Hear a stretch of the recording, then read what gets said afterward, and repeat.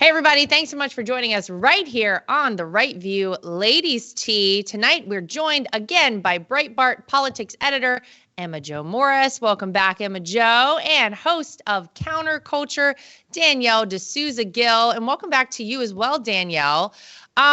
Ladies, I don't usually like to talk about myself on this show, but I would be remiss if I did not highlight some of the crazy stuff that I stumbled across over the past, say, 10 days or so via a Google alert, actually. So I was alerted that there was an article written about me. This is the title of the article: Lara Trump, Donald Trump told her he lost in 2020. So I read the article and I'm like, this is very interesting. When did my father-in-law tell me that he lost in 2020? He did not. I'm going to go through very quickly what this article seemed to base its entire existence on and its entire rationale for being posted. I spoke at CPAC in March, and one of the quotes in CPAC that I said, but a wise man once said, sometimes by losing a battle, you find a new way to win the war. Lara Trump told the crowd. That wise man, of course, was my father-in-law, 45th president of the United States, Donald J. Trump.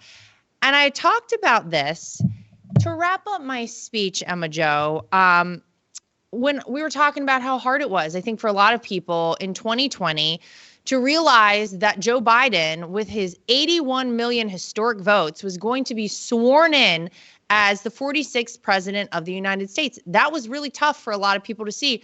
No tougher for anyone out there than those in my family who put our blood, sweat, and tears on the line, did everything possible to make sure Donald Trump would remain president of the United States. And actually, when I was writing this CPAC speech, I wanted to look up some quotes from my father-in-law, and I wanted to put something in there that would be inspirational for people as we head towards this big election in 2024. Yet the author of this article took what I said and decided that that meant that my father-in-law had told me he lost in 2020. I got to tell you something. You're a journalist, Emma Jo. You write some really incredible things, and I think you're very smart and savvy, and you really do define what a journalist is. These sort of folks who just take a quote totally out of context and apply meaning to it that clearly had no bearing on anything, it's really crazy to me that this happened. And had it not been my quote and my speech, I would have just read the headline of an article like this and be like, oh, well, Donald Trump told his daughter-in-law that he lost, so he must have known he lost. This is crazy stuff that they are able to actually go out and push this crap out into the public.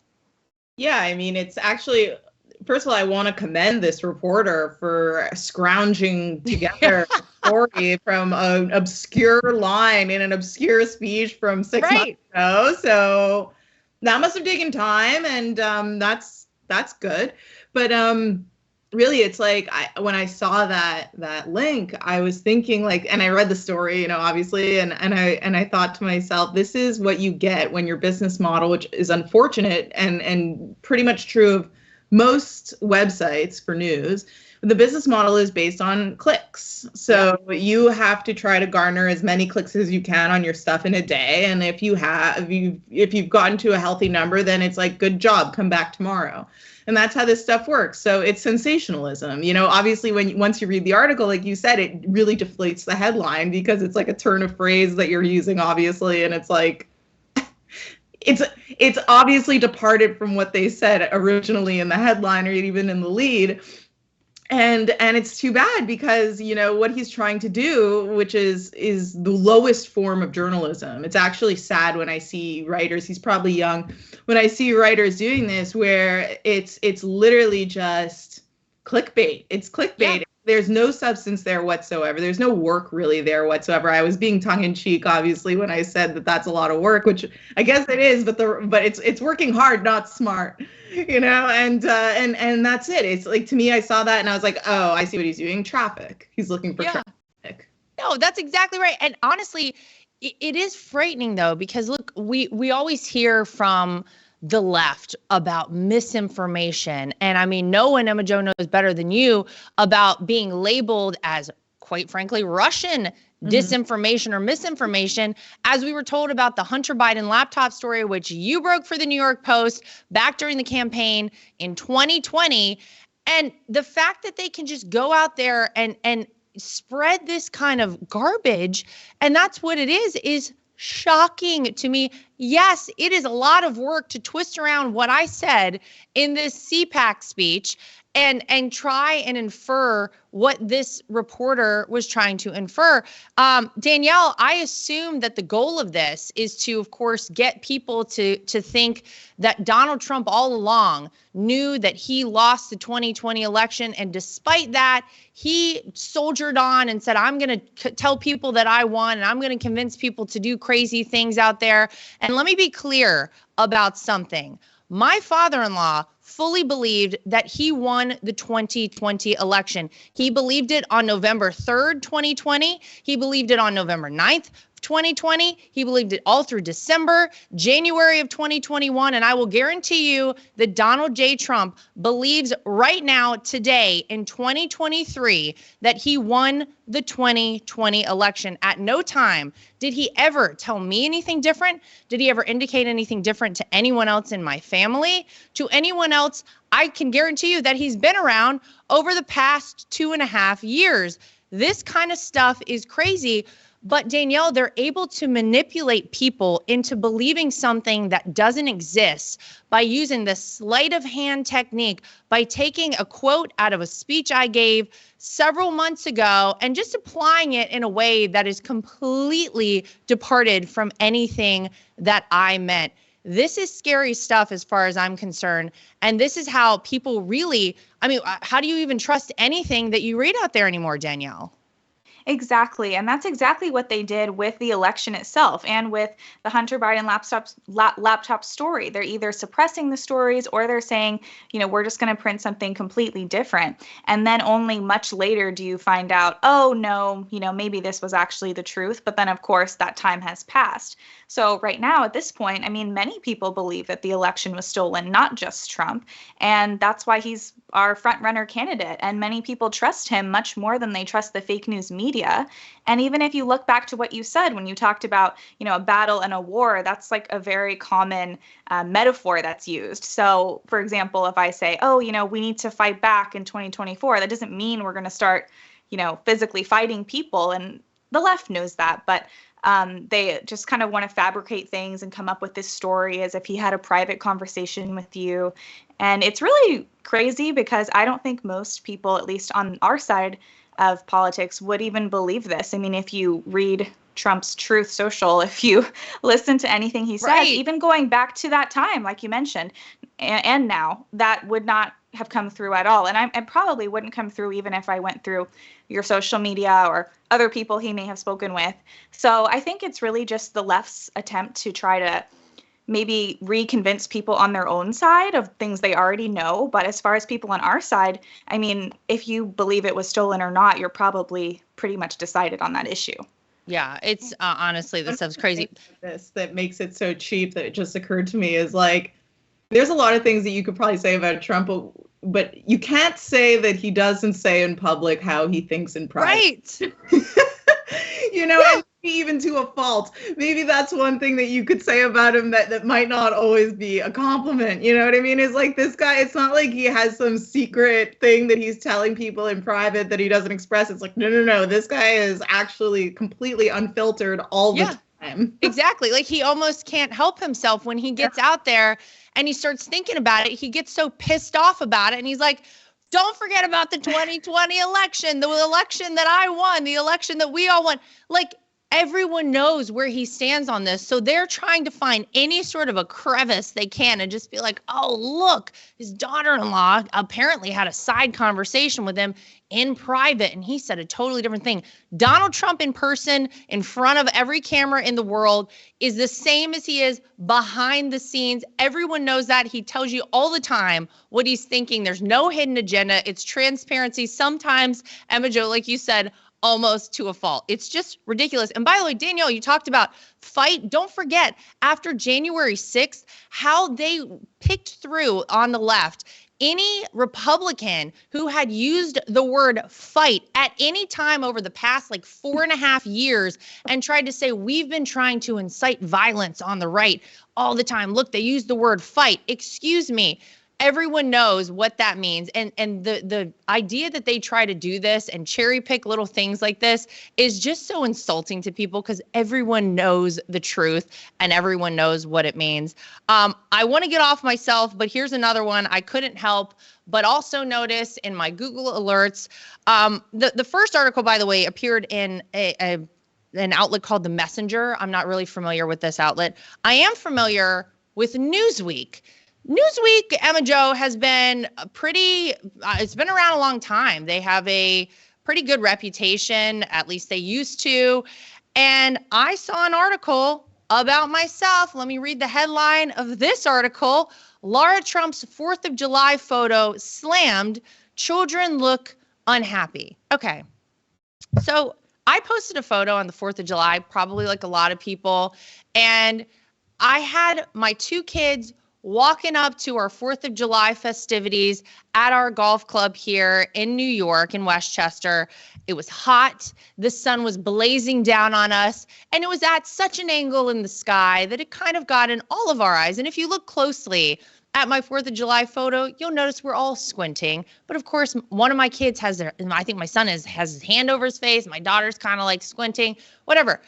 They wrote an article about the fact that apparently my children looked unhappy. Are you kidding me? This is the kind of stuff that is being put out there. It is not lost on me, Emma Jo, that this article appeared ironically the same week as cocaine was found at the White House. So you tell me what the heck is going on, why we needed to write a whole Newsweek article about an Instagram post where my children are squinting, and P.S. they are very happy. There's a bounce house about 20 feet away from us, which you don't see in the photo. They're all jazzed up to get in there. But this is what they do, I guess, to distract all of us. Yeah, I mean, that was so vile. God, that was so vile. See, no, but you know what I mean? Like trying to pick apart kids on, so it's like, yeah. Well, I saw that photo actually on the 4th of July, and full confession, I follow you on Instagram, and I saw it and I thought that was cute. Like, what are they, like 5 years old? Yeah, 5 and 3. Like they're kind of like, they look like they were like kind of messy and like. This is real life. This is real life. This is what everybody's dealing with on the 4th of July, on Mother's Day, at Christmas, at Easter, at Halloween. You're trying to get your kids to look for a photo. They're trying to go do something else. It's hot or it's cold. I thought it was on purpose because it's funny and cute. Yeah. You know, and I have family photos that are in my office where I look the same, and I had a childhood. It was very charming. I don't remember what exactly was going on. I was 5. You know, it's like this stuff is so, again, it's sad. It's a sad model to follow because you end up producing garbage for the most part. Garbage. It's trying to be tabloid, but it's coming from real tabloids. It's just that wouldn't run in any, like, I mean, you got to wonder who these editors are. I mean, by the way, Danielle, like they're like Emma Jo said, they pick apart like a photo I posted my kids, which by the way, I think I captioned it something like best we could get, because it really was the best we could get. Some comment on it was like, oh yeah, we all walk around with a professional photographer. I'm sorry, I had a friend walking up with me who clearly snapped the photo on my iPhone. So like, give me a break. Also, not good journalism here. They call my son in this thing Eric Jr. His name is Luke. So, I mean, all of it from start to finish, just total crap.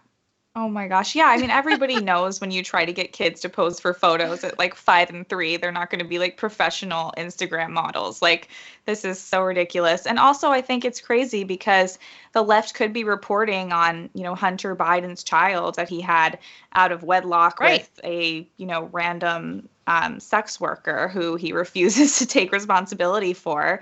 Her name's Navy, but they won't even allow her to be called Navy Biden. So it's like there are actual stories that could be reported on and actual, child issues that are out there. But instead, they want to act like this is child abuse when most kids at 4th of July just want to run around and have fun. And they, probably aren't going to be posing for pictures in like the most perfect manner. And obviously, you probably don't have a professional photographer because if you did, then they would probably have been like perfectly poised and all, which I find looks kind of weird when that's the case, unless it's like a Christmas card that someone's like planned. But otherwise, I mean, kids are going to be kids and have fun. And so I think the whole thing was just so silly. Yeah. Shout out to all the parents who actually got both, all, however many kids, even if you have one, to look at the camera, to smile. Everybody looked good in the photo. Congratulations to you. We did about a 30-second trial of photos, as probably most people do on the 4th of July. So we'll get off of this topic. I just couldn't believe how ridiculous it was that there were these multiple articles written where I was apparently the subject of the article, and they were just both just so trashy. It was just like, really, we can't do any better than that. I mean, on to something else that I think is trashy and sucks and is also ridiculous. More of our taxpayer dollars, ladies, hard at work prosecuting, of course, political opponents and censoring the opposition. Turns out that special counsel Jack Smith, who we know is heading up the investigation into my father-in-law over some documents, this entire probe, Emma Jo, has spent somewhere in the neighborhood of 9 million taxpayer dollars. And this number actually apparently dramatically underestimates what the total may actually be, because those numbers are only through March. If you compare it as well, by the way, with the Biden probe, and little did we know, apparently there's a deep dive going on into Joe Biden and his documents, about $615,000 spent on that one. So for my money, I think I could figure out a lot better usage of taxpayer dollars than this, but it's not really that surprising, I guess, to any of us that this is where all the money is being dumped, because don't forget about the Mueller probe. 2 years and $31 million of our taxpayer money went to that hot piece of garbage there that obviously we know showed that there was no collusion on behalf of our campaigner, my father-in-law, with Russia in the 2016 campaign, yet $9 million here and going up steeply. Yeah, it's such a complex, it's such a machine, you know what I mean, that just like needs a reason for existence. And as long as Donald Trump is walking this earth, they'll find a way to run the machine. It's disgusting. And, especially all the while, like add insult to injury while people are like I'm here in Williamsburg, like rubbing sticks together and like trying to find where I can like buy a chicken to lay me eggs because like inflation is just out of control, and it's like true. And they're just squandering all this money on whatever, on like literally whatever. I mean, I'm a journalist and I'm an editor, and for a living I have to like follow this stuff, and it's like hangover inducing how boring and dumb this is when you have to read actually what's going on there.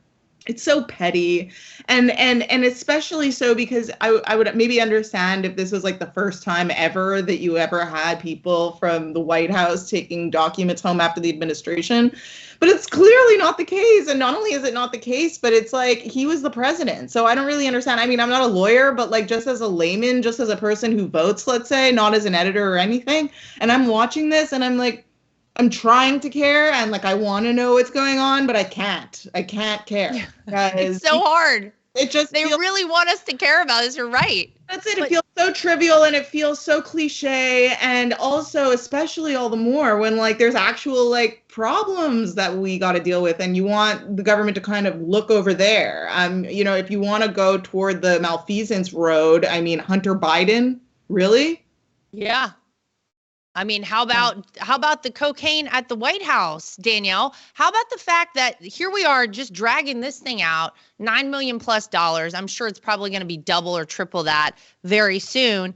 And yet, how quickly did they shut down that probe, if you even want to call it that, into the cocaine found at the White House? And let's be very clear.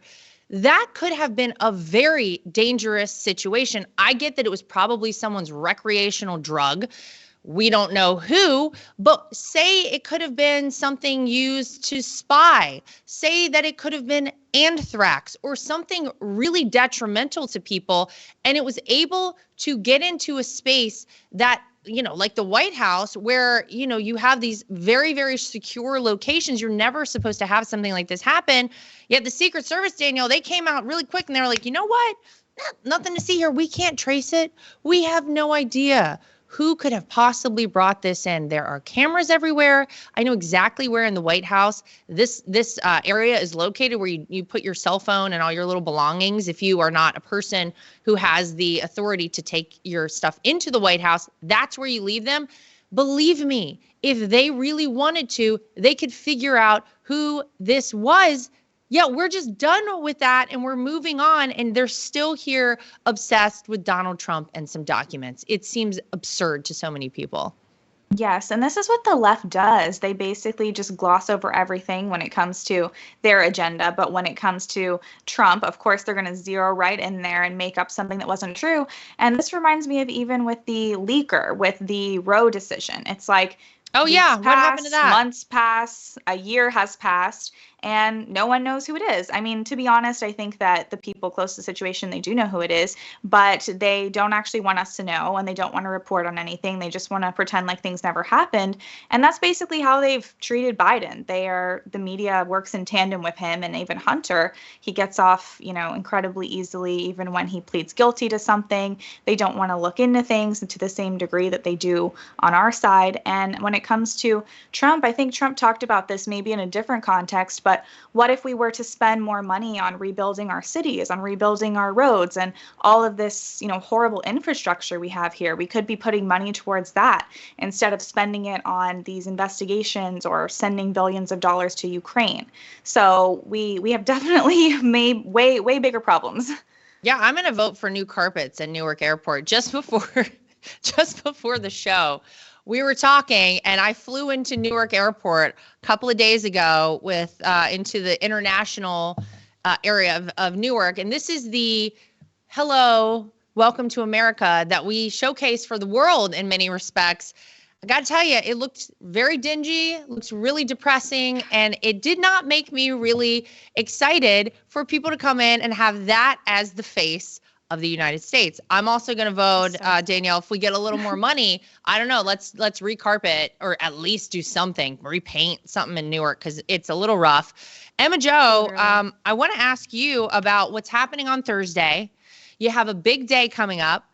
I think a lot of people are really excited to hear from you. I want to hear about how you're feeling, but you're going to testify in front of Congress, the House Select Subcommittee on the weaponization of the federal government. Tell us what's going on there. I mean, I got to think you're stoked. Are you nervous? Are you excited? What's going on? Excuse me. Yeah, I'm excited, I guess. I wouldn't say I'm nervous, because I've been living and breathing all of this for 3 years. I'm very familiar, obviously, with the material and the experience. It's been my life, and I'm happy that I'm gonna just have the opportunity to talk to the American people, and have a bigger platform to do that, because the truth is I have been vindicated. My reporting has been substantiated by fill in the blank, legacy media outlet, and there have been, at this point, like countless whistleblowers who have substantiated my reporting. Books have been written and published about the same material. I think that I kind of have the high ground here. I'm sure that the Democrats are going to try to, pull some character assassination stuff, on me. But I don't know, I sleep fine at night, and I'm expecting that. I think the difference between me and Matt Taibbi is that with Matt Taibbi, who had a similar hearing with the Twitter files, he was a liberal up until last week, Right. I think he was looking at this treatment from Democrats and liberals on the committee, and I think he seemed a little shocked by it. But for me, it's like, I'm expecting this. I'm expecting you work at Breitbart, whatever. I'm going to go ahead and assume that these people are not going to be looking into my personal background before the hearing, which would make all of those accusations obviously absurd for a variety of reasons. But, I'm expecting it, and I don't think I can really be surprised by anything that comes up there. I'm just really excited to talk to the American people. The whole reason why I'm there is because of a vast and elaborate censorship conspiracy of me and my writing. So this is an opportunity, I guess, to sort of try to actually talk to them, and B, try to rectify that once and for all. The point of these things is to inform legislation, and that's really my hope, is that, through talking about this issue, we realize that, like, we are at a crossroads, and, down one side of the road, you're going to get an inalienable right to free speech. And on the other side of the road, you're going to get something else. And I think that it's a big moment to look at that and think about what kind of future we want. Yeah, well, for sure. And by the way, I mean, I said it at the beginning of the show, but for people who may not know, you are the person who broke the Hunter Biden laptop story for the New York Post back in October, right, of 2020. Yeah. Is that right? October, yeah. And I mean, obviously, it was a very big deal. We know that there was such an effort to discredit all of it, to smear you. You had outlets like Politico and the New York Times calling it Russian misinformation, Baroque mythology. Yeah. And here we are in July of 2023, and now we know that was all real. That was Hunter's laptop. I don't even think he tried to deny that it was his laptop at any point there. But the first thing we did at the Post, and I'm going to say this in Congress, the first thing we did at the Post was call Hunter. Did you? Wow. Of course. Yeah. Hi. What happened? Is this yours? I got a expletive-laden response about Rudy Giuliani. Oh, wow.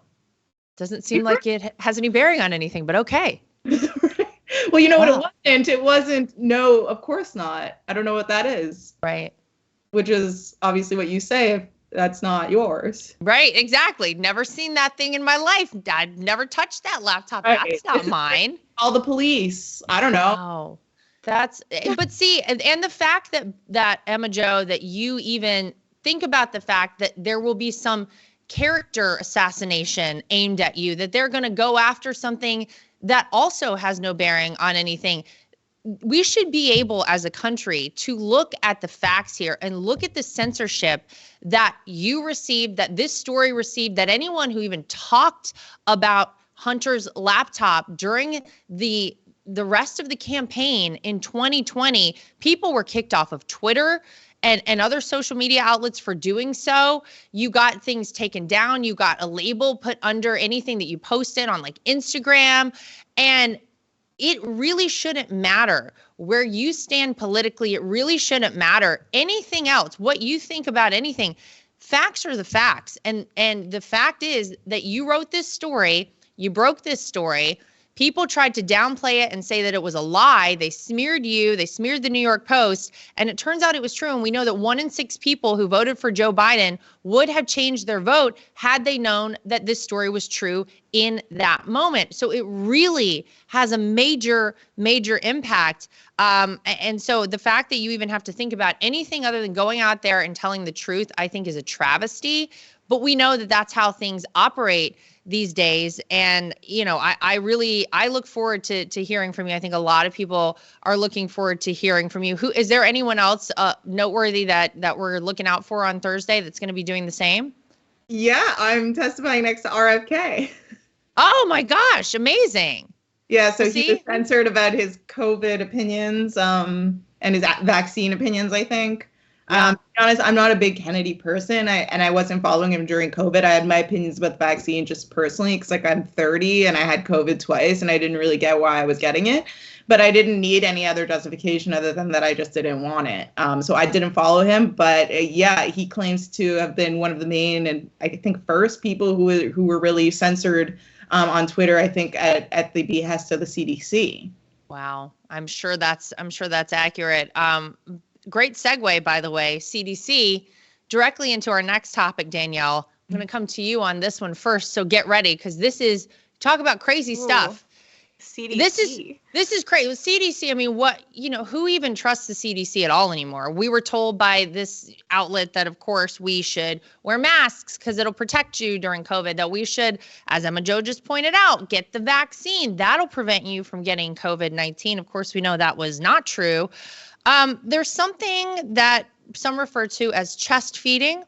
It is a form of, I guess breastfeeding. If you are a man who has transitioned to a woman, and I put that in air quotes, and you have a baby, a newborn baby, and you want to breastfeed this baby, the CDC apparently is somewhat okay with men breastfeeding infants. And in order to do this, Danielle, these men who consider themselves women now have to take a whole slew of all different kinds of drugs in order to get their bodies to produce something that would then be emitted from their nipple and be fed to a baby. Now, I think about whenever I had newborns and my kids were infants and I breastfed both of my kids, and I was just concerned about anything that I put into my body at that point. Quite frankly, I didn't even want to take a Tylenol. I mean, I'd take very little of anything anyway, but you know that anything that you ingest, of course, will end up in your baby's body. And here we have the CDC. Now, they've been accused of blurring politics and science because they kind of say that trans women can safely breastfeed. But Danielle, they totally fail to talk about any of the risks to the baby if you do this sort of thing. The fact we're even talking about this is mind-boggling to me.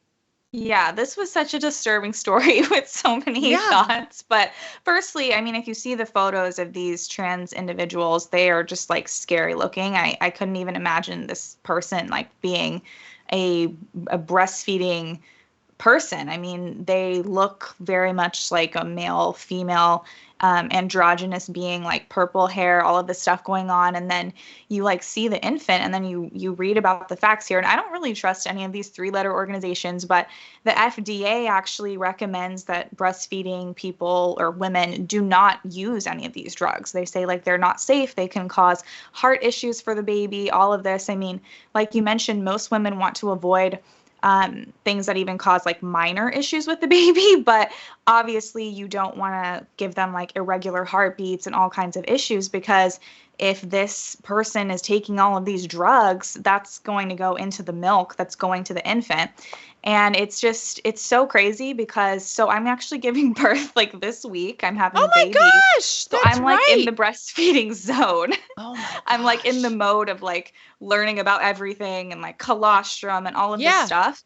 And literally like most things that they don't, let's say they don't even know. They're like, we haven't researched this, we don't know. They would say like, don't do it. So don't ingest drugs that we haven't tested because that could be harmful. And these are things they actually have tested, and the FDA says like don't take this. And then I think the wording that was used was like this is like serious medical issues. So I think the fact that just because it's a trans individual, they want to use this as some kind of exception, or they want to make it like let's not talk about the actual science behind it because we want trans people to be feeding babies is crazy, because that's not going to be good for their baby.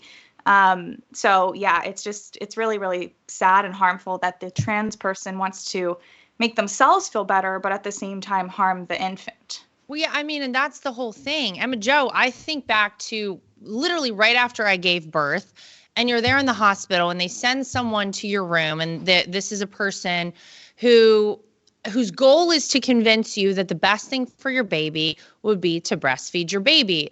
Danielle just mentioned colostrum. In the first like 24 hours or something after you give birth, you have this very rich breast milk that is apparently very good for the baby. They try to tell you that the best thing you can do for bonding, for the health of the baby, is to breastfeed, to do it as long as you possibly can, which I don't know what the average is. For me, it was a couple of months. I was kind of maxed out then. but it was all about this is best for your baby. Here we have the opposite situation where who is even thinking about the baby in this case? We're thinking about the fact that it makes some man who has transitioned to a woman feel better about himself to put his chest into a baby's mouth. And I mean, I don't even know what comes out. Is it even considered breast milk at that point? Why are we even indulging something like this? This seems crazy, and it seems like this could not possibly on any level be good for a baby. Yeah, it's like mortifying. Like, yeah, I was gonna ask you that. Like, is it milk? Like, what is it? But it's a testament, this is, again, like, speaking of, like, we just kind of got off this COVID conversation into this, and it reminds me a bit of that. It just in that, like, this has become, like, a pattern, I think, in our society where we sacrifice the young for the old and their feelings or well-being or whatever it is. I mean, it's like, that is backward. Like, that is so backward, the way it's supposed to go is the old take care of the young. And in this circumstance, again, it's like it's similar to COVID where you had 7-year-olds that were like locked inside and not allowed to go to the park and stuff like that. It's like all supposed to be for the betterment of the older people in society. And it just feels so wrong and abusive. And it's like, okay, this is obviously a biological male, I guess the father. I hope, I guess. Who knows? I'm not sure what lies down the road if you're trying to breastfeed your baby when you're a man. But anyway, I could think of so many other ways that fathers have always bonded with their children. Why don't you teach the kid to ride a bike? You know what I mean? Like, why do you have to breastfeed? I mean, just that it seems. Yeah, it seems a little extreme. It seems a little unnecessary. And the fact that the CDC couldn't just come out and be like, listen, probably not a good idea. Is it breast milk? Is it something else? Is it full of drugs that you've just taken to get your body to produce a white substance out of your nipple? I don't know. That just seems like so like that's honestly another theme that I'm realizing, that I think a lot of people are realizing. And I've heard of many on the left who are just into, holistic health, who are becoming quite red pilled because of the last few years with the CDC and the FDA, where like they're watching as obviously non-health beneficial advice is being given by health institutions. Yep. And this is like just another thing to add to that pile where you're like, okay, you don't have to be a genius to know that like loading yourself up with drugs or hormones or whatever, and then having your child drink whatever that is not healthy. Like, you just don't need to be that's common sense, obviously. And you have these people undermining obvious common sense in order to push a political message about health. This isn't health at all. And people who are actually into health, who actually often were, especially like the holistic health area tend to be liberal, are realizing like, no, actually, I'm reconsidering all of this. Maybe I should be more skeptical of the government. I mean, always a good rule of thumb. I just think back to the times where, look, when you're a new mom, Danielle, get ready because you're about to be like right in this spot. When you're a new mom and you're breastfeeding and you have to like pump and this whole thing, it's not great, but you do it for your baby. I would have to travel places, and then you've got to bring like ice packs to keep the milk cold so that you can take it home and use it. And that stuff is like gold. But if there was ever a second where I was like, I don't know, I feel like maybe it got a little too warm. Maybe I didn't keep it cold enough. I'm not giving that to my baby. I would dump it out. I would throw it in the garbage because there wasn't a chance that I was ever going to risk doing something that I didn't think was great for my child, for my infant, my newborn baby, for any reason, let alone this stuff. And it's like, they don't even recommend that women, let's say, forget trans, you have some other, disease issue, whatever it is, and you need to be taking drugs like after the baby's born to save yourself. And you drink a little too much alcohol, or throw the milk away. Okay. Yeah. You have to give them something else. I mean, I don't know why they don't recommend formula for these babies, but I feel like this is going to be the least of those babies' problems, judging by the person raising this person. And that raises a whole other slew of questions, which is if you're willing to to poison them in a way, even from birth, then what is their life going to be like after this? It's kind of scary when you play it out, because these kids aren't being protected at all. And when we have these health organizations basically encouraging this kind of treatment of these kids, it's actually really sad for the kid more than anyone. Yeah, no, I mean, all of it's tragic.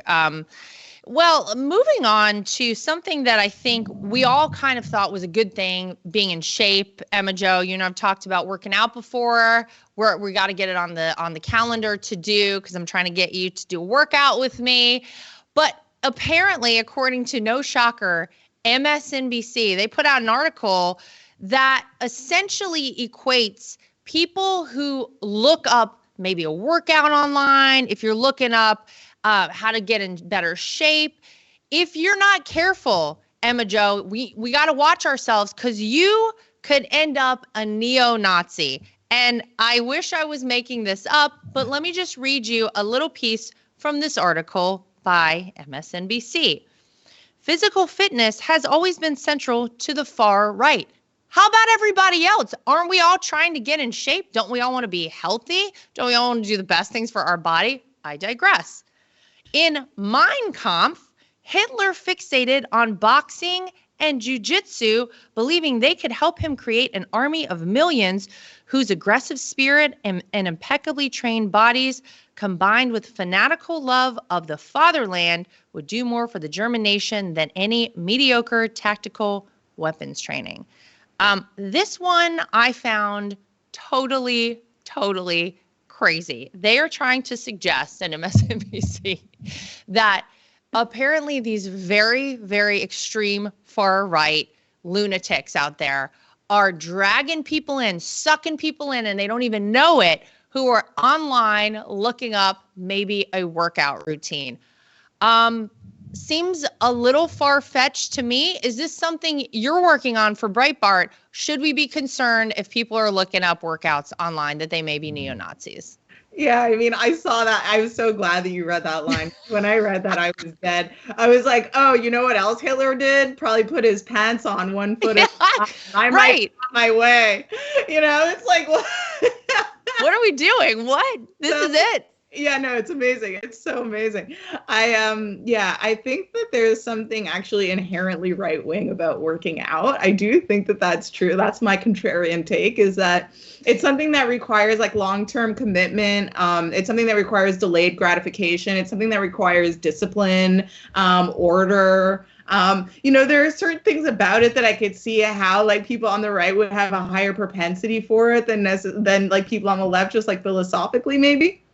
But I just love this because they really are, there was this great article that was on Breitbart a couple of months ago where it was saying how AI is able to detect whether somebody is conservative or liberal at a pretty good rate based on how happy and good looking they are.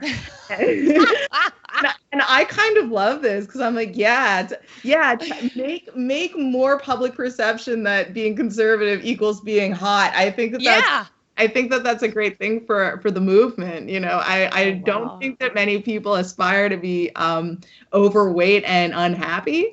So yeah, for sure. Yeah. Super far right. All that.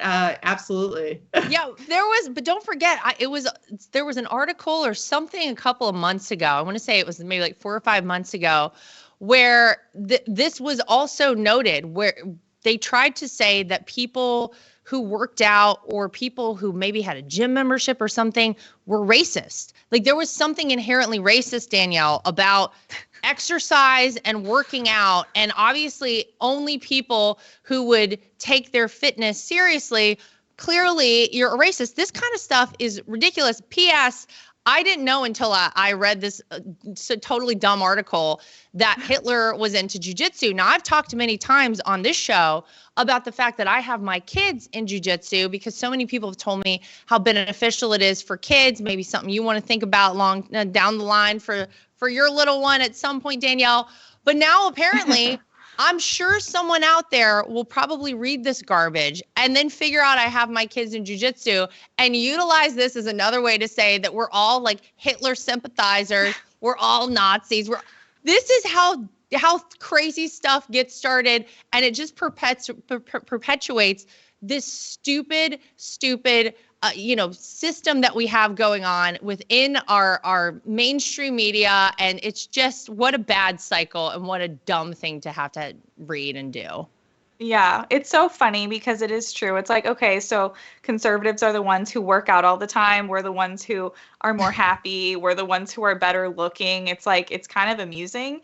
Even if you watch conservative news versus liberal news, like I don't really watch the left news, but if I do, I'm like, oh, wow, that's so interesting. Like they just kind of like show up on like TV just like wearing a sweatshirt and like doing whatever they want, and like conservatives, yeah, it's they like don't have any who, like, makeup people. Try That's a little so bit, like I don't know. I was just like, wow, I didn't even know that this like showed up on the television like this. I mean, it's one thing if you're like talking to someone on the street or you're like at a campaign rally or something, but they like actually work there.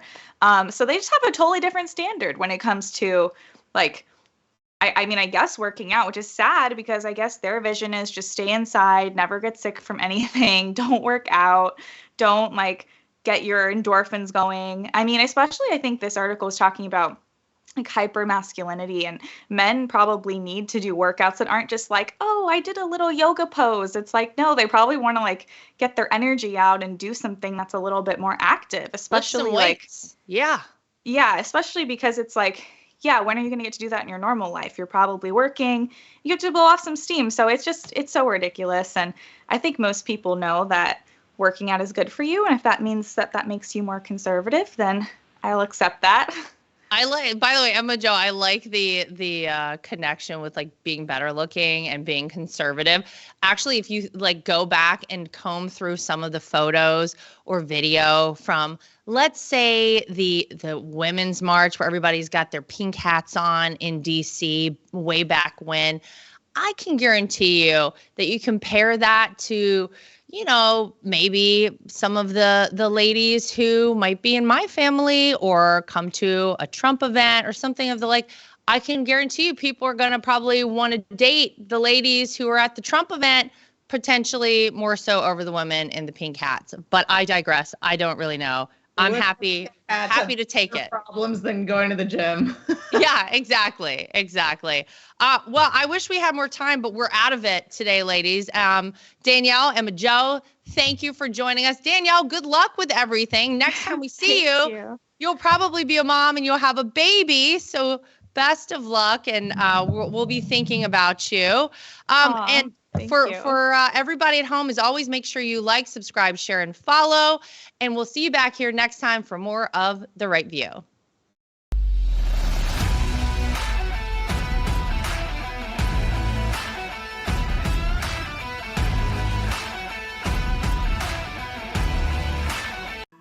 So I'm like a lot of people. I love to wear an Apple Watch, but I hate how it looks. And I scoured the internet to search for the best looking Apple Watch cases I could find, and I found it.